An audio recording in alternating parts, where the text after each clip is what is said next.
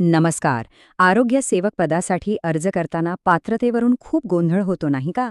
सार्वजनिक आरोग्य विभाग, जिल्हा परिषद, महानगरपालिका, प्रत्येक ठिकाणी वेगवेगळे नियम. तर आज आपण हा सगळा गोंधळ दूर करणार आहोत आणि अगदी सोप्या भाषेत समजून घेणार आहोत की नक्की पात्रता काय आहे. MPW की आरोग्य सेवक. नक्की कोणत्या पदासाठी काय हवंय हा प्रश्न खूप जणांना बघतो. कारण पदं दिसायला सारखी असली तरी वेगवेगळ्या विभागांमध्ये त्यांच्यासाठी पात्रता वेगळी आहे आणि याचमुळे नक्की कोण अर्ज करू शकतो याबद्दल खूप कन्फ्युजन तयार होतं. चला तर मग हे सगळं कन्फ्युजन आपण दूर करूया. आपण अगदी स्टेप बाय स्टेप पुढे जाऊ आणि प्रत्येक पदासाठी लागणारी पात्रता इतक्या सोप्या शब्दांत समजून घेऊ की तुमच्या मनात कोणतीही शंका राहणार नाही. ओके, तर सुरुवात करूया पहिल्या पदापासून. हे पद आहे सार्वजनिक आरोग्य विभागातलं बहुउद्देशीय आरोग्य कर्मचारी, ज्याला आपण MPW म्हणतो, आणि ह्यासाठी काही खास नियम आहेत. इथे एक खूप महत्त्वाची अट आहे. नीट लक्ष द्या.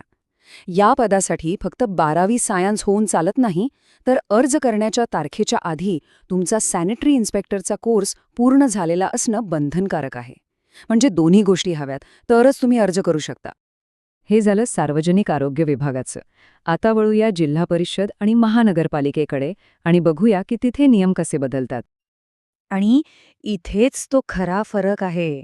जिल्हा परिषद असो किंवा महानगरपालिका, या दोन्ही ठिकाणच्या पदांसाठी अर्ज करण्याची अट खूप सोपी आहे. इथे अर्ज करण्यासाठी फक्त 12वी विज्ञान शाखेतून उत्तीर्ण असणं पुरेसं आहे. तर मग कोर्सचं काय? तो लागणार नाही का? तर लागणार आहे, पण नंतर. हाच या पदांमधला सगळ्यात मोठा आणि फायद्याचा फरक आहे. इथे तुम्हाला सॅनिटरी इन्स्पेक्टरचा कोर्स नोकरी लागल्यानंतर पूर्ण करायचा असतो. यासाठी तुम्हाला 3 संधीसुद्धा दिल्या जातात.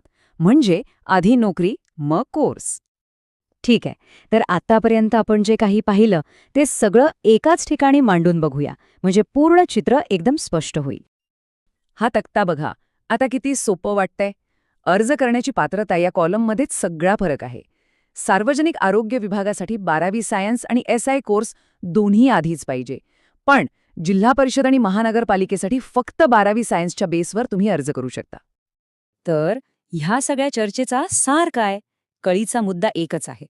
तो म्हणजे सॅनिटरी इन्स्पेक्टर कोर्स आवश्यक असण्याची वेळ. प्रश्न हा नाही की कोर्स लागतो की नाही.